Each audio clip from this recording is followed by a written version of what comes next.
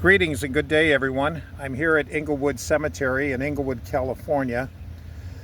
I want to discuss Los Angeles Police Department Captain Joseph Jesse Jones, known as J.J. Jones.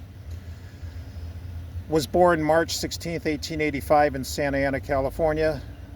He died June 7, 1951 in Los Angeles. I will put in the video description a link to the video I did some months ago about Christine Collins and her son Walter. Walter was murdered in what was known as the Chickencoop murders of Riverside, and that whole horrible incident was made into a but that incident was made into a full-length feature film called The Changeling by Clint Eastwood in 2008. It was starring Angelina Jolie as Christine Collins, who was in search for her murdered son. The villains of that movie were, I forget the name of the killer and his mother, but they were tried and convicted. They were caught, tried, and convicted. Unfortunately, the other antagonist of this whole story was Captain J.J. Jones. I'm going to show you his grave in a minute, but he's buried here. He was born in Santa Ana, like I said, in 1885. He joined the Los Angeles Police Department round about 1915. And when Miss Collins reported her son as missing, Captain Jones was on the case and attempted to find the kid, put out news releases and everything. And like I say, I'm gonna put a link in the description to that other video I did. But it turned out that they couldn't find him. He was murdered, according to the confession of the killers.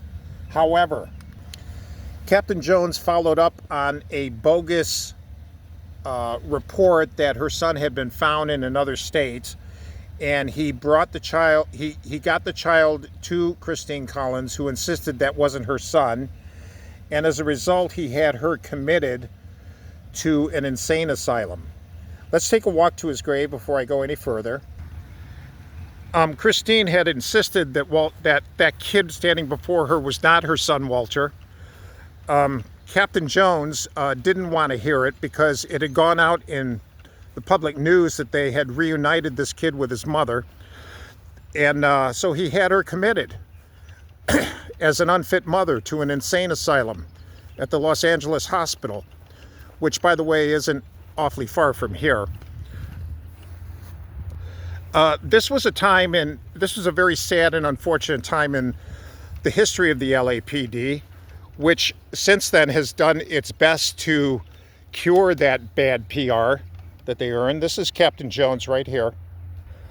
Now, Miss Christine, when she brought the boy that Captain Jones found and insisted it wasn't her son, she said the child's eyes were a different shape, his teeth were different, his voice was different. Walter was taller than this kid, his feet were not the same size, and his dental records didn't even match, and she gave him proof. He didn't want to hear it because apparently the reputation of the LAPD was far more important than finding Christine's son. Jones told her, "You're insane, you ought to be in the madhouse." And normally at that time such action required a warrant from the State Lunacy Commission, but it was a weekend. The office was closed, so Jones had her locked up without a warrant and held her in the lunacy ward throughout the holiday weekend. And Christine, it was horrible what happened to her because Captain Jones, instead of helping her find her son, he made the situation far worse. Christine said that the woman that they secluded her in with was crying and screaming as soon as it got dark. She tried to pull Christine's hair. Every time that she would doze off, she would feel that woman's hands at her throat. and this went on for 5 days. Finally, she was released because a Dr. E.E. Steele examined her and declared her sane, and she was released. She brought Captain Jones to court, sued him, and at that time won $10,800, but Jones never paid her. This was a terrible, terrible situation. You got to understand, too, that this was a time in the LAPD's history when they had some very corrupt police chiefs. James Davis was the police chief at that time. They called him Two Guns Davis. He believed in enforcing the law by force. Didn't matter what anyone's constitutional rights were. And the LAPD's bad reputation was already getting out.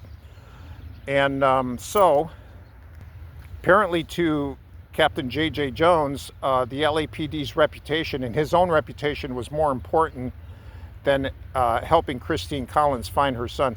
Her son was murdered. You can hear all that in the other video I have.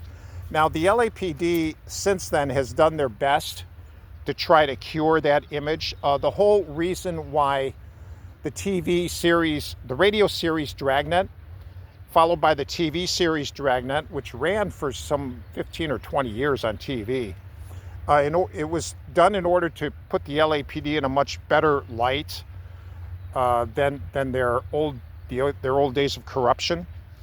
But believe me, there was a real corruption, very hard corruption at this time in the early 20th century among LAPD officers. They were doing all kinds of things. They were taking bribes.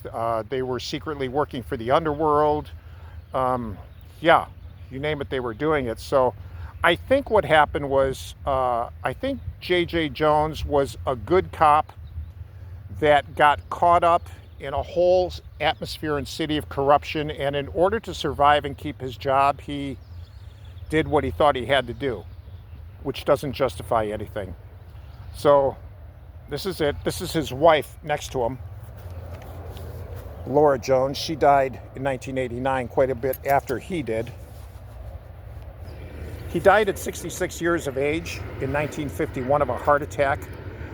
He was on a street corner near his home when he died, and he was, of course, taken here and buried here. He had one son who became a police sergeant, M. Stewart Jones.